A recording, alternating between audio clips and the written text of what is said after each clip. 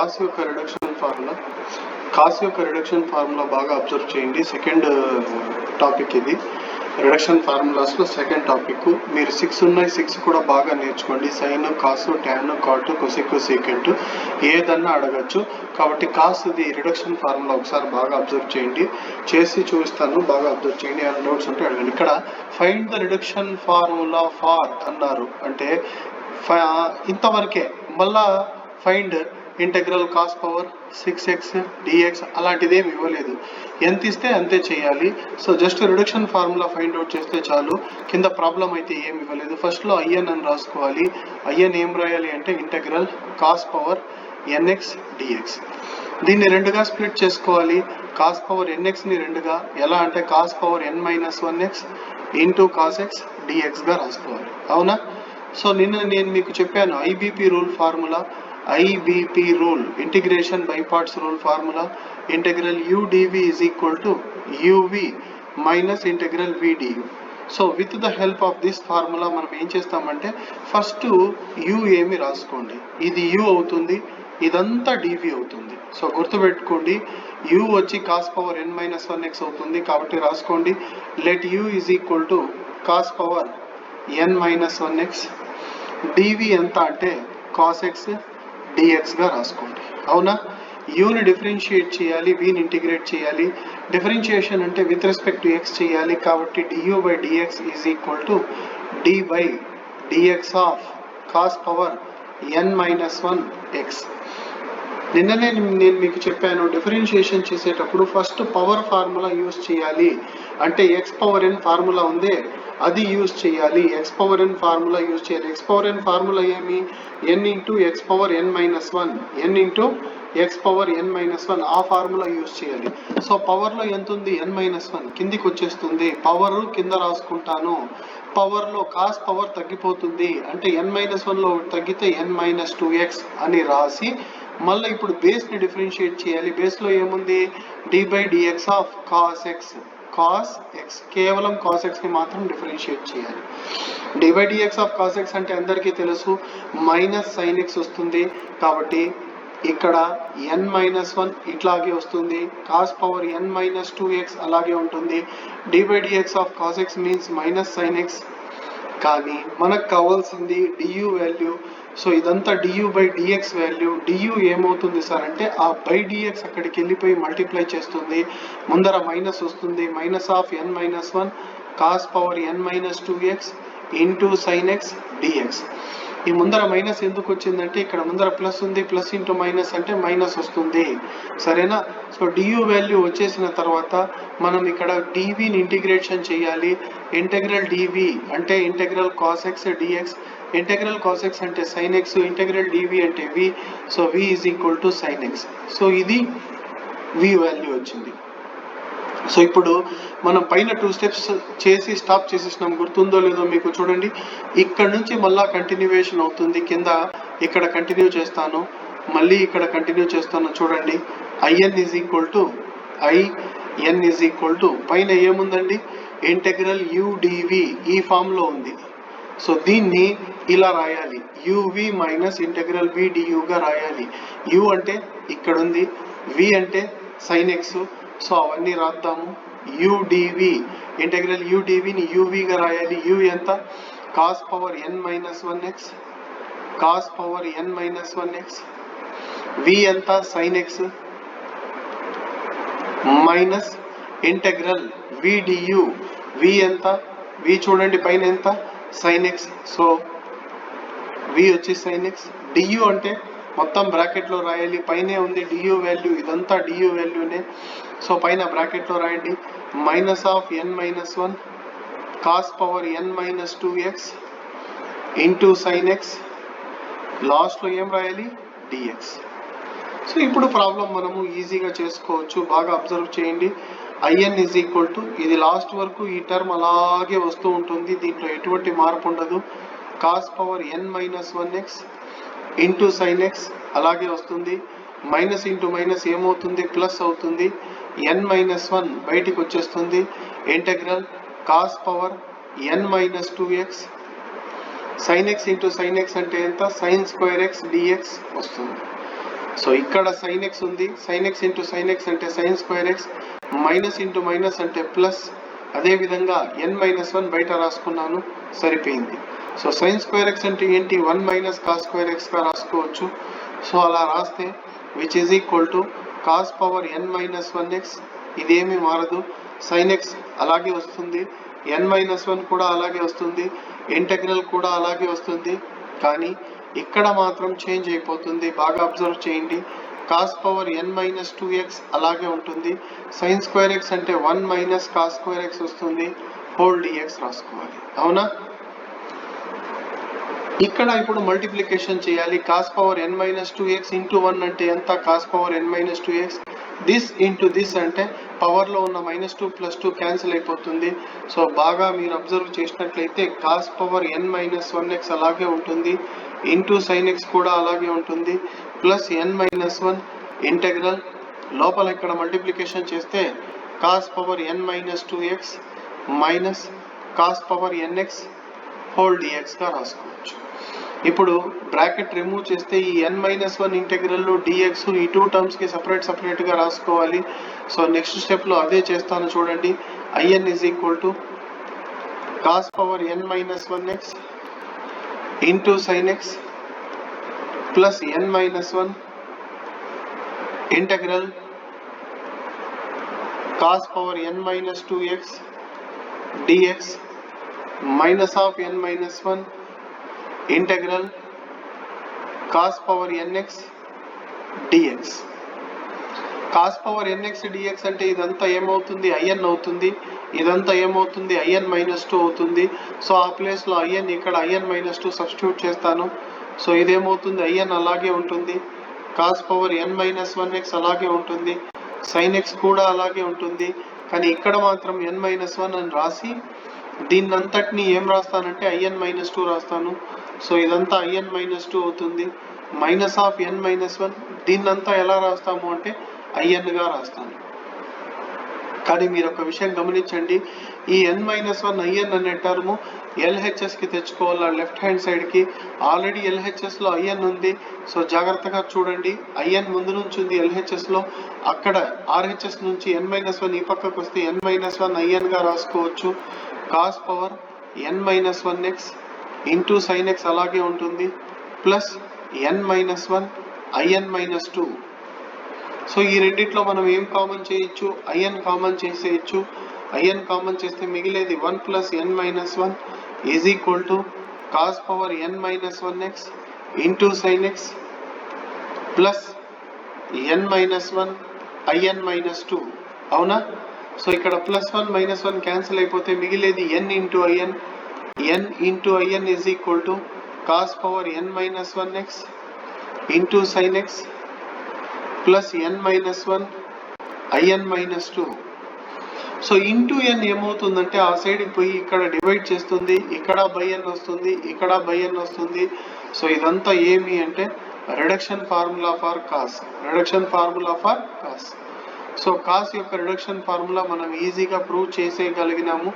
Next చూడండి, సెకండ్ది మనము నెక్స్ట్ తర్వాత ఏం చేస్తామంటే tan యొక్క రిడక్షన్ ఫార్ములా మనము ఫైండ్ అవుట్ చేస్తాము. బాగా అబ్జర్వ్ చేయండి.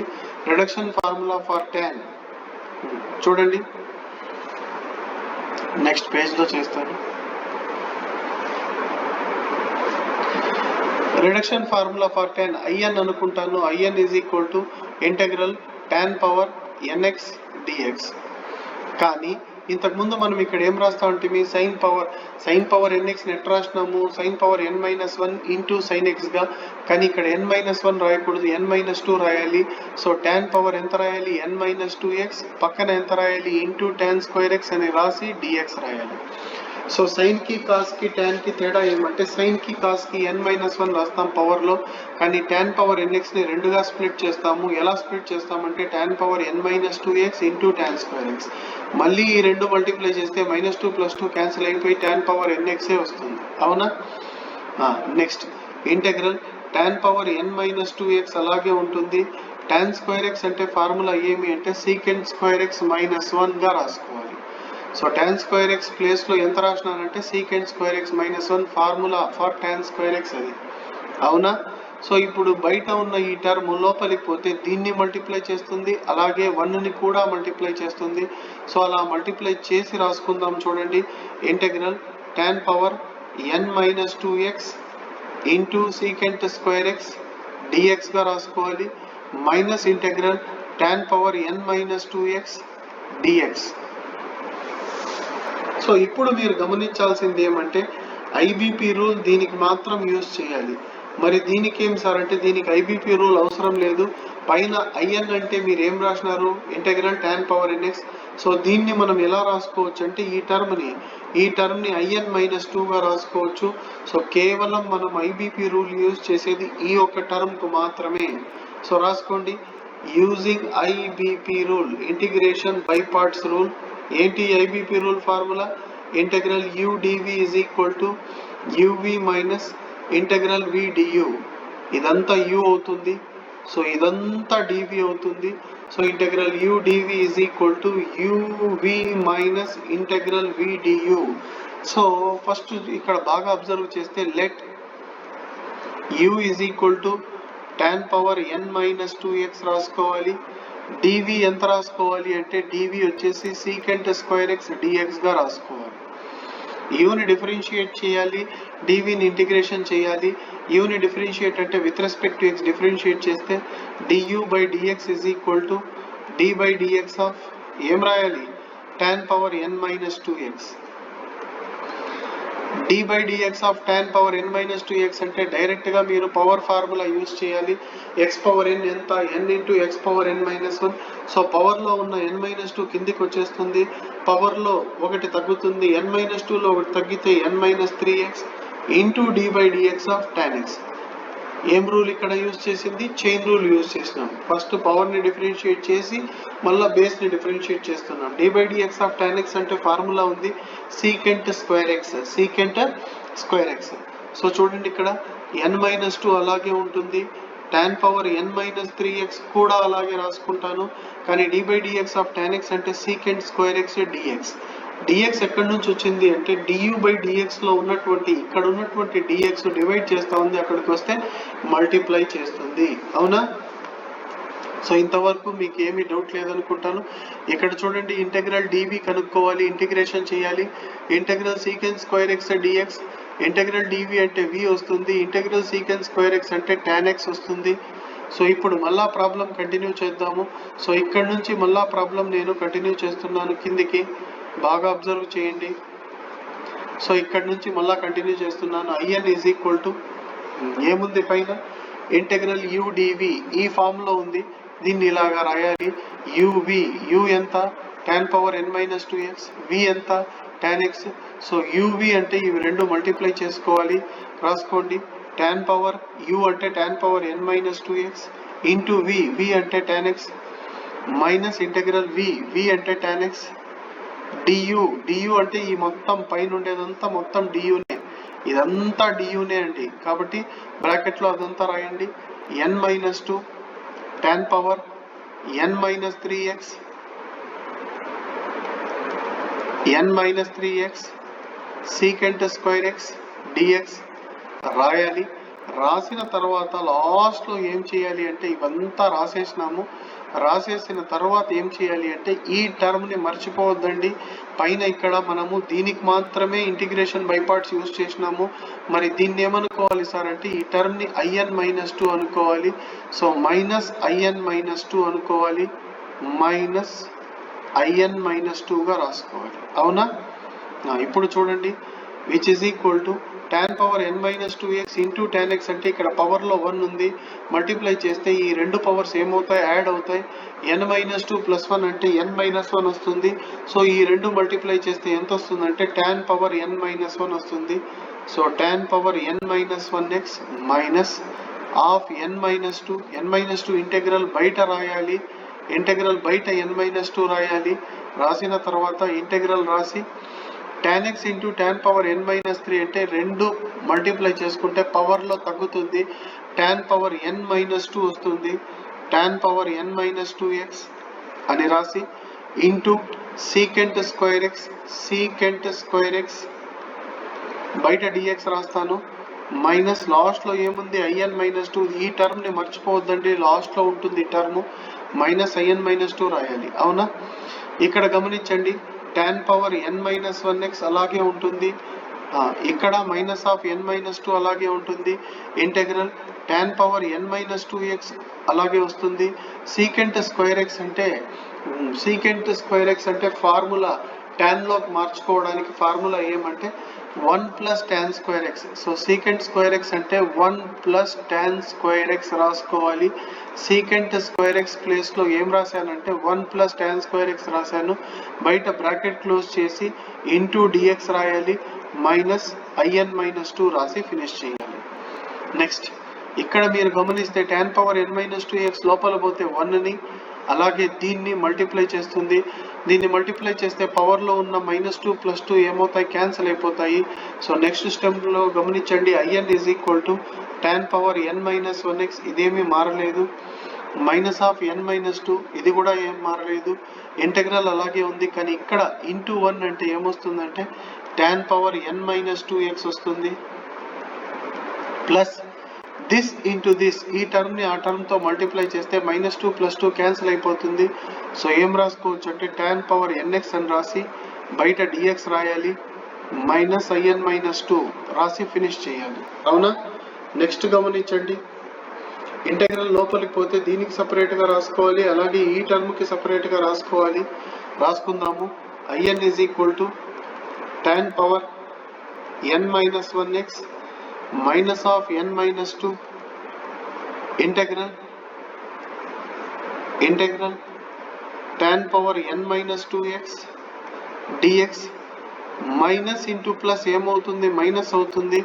-n-2 integral tan power nx dx -IN-2. So ఇదేమవుతుంది, IN-2 అవుతుంది. ఇదేమవుతుంది, IN అవుతుంది. సో ఈ ప్లేస్లో IN-2, ఇక్కడ IN రాసేద్దాం. చూడండి, IN = tan పవర్ n-1x, ఇదేమీ మారదు. -n-2, ఇదంతా ఏమవుతుందంటే IN-2. సో ఇక్కడ IN-2 రాస్తాను. -n-2, ఇదంతా ఏమవుతుందంటే IN అయిపోతుంది. IN రాస్తాను, -IN-2 రాస్తాను. లాస్ట్లో IN-2 ఉంది, రాసేస్తాను. మీరు బాగా గమనించినట్లయితే ఈ టర్మ్ LHSకి పంపిస్తాను. LHSలో ఆల్రెడీ ఏముంది, IN ఉంది. సో ఇక్కడ ఉండే ఈ టర్మ్ అక్కడికి వస్తే ప్లస్ టర్మ్ అవుతుంది.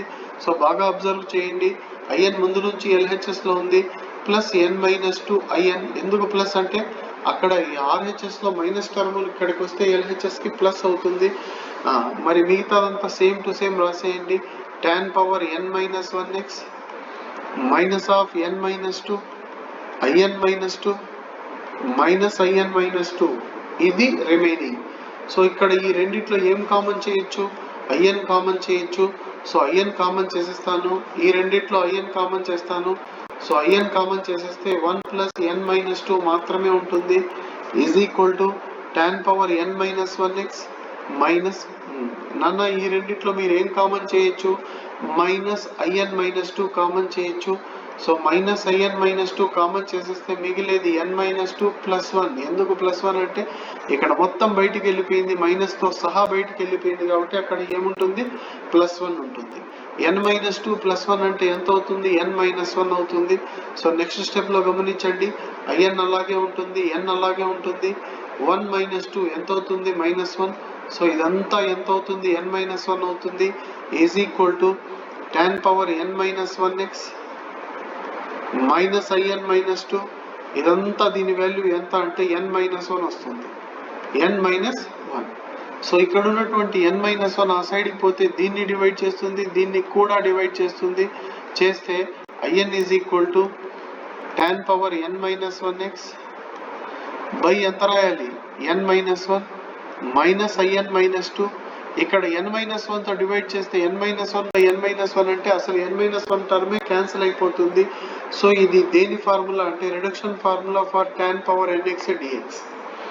So reduction formula for tan power nx dx మనమైతే ప్రూవ్ చేసేసినాము. చూద్దాం ఒక్కసారి రిడక్షన్ ఫార్ములా కరెక్ట్గా చేసినామా లేదా చూద్దాము. చూడండి, ఇదే కదండి మనకు వచ్చింది.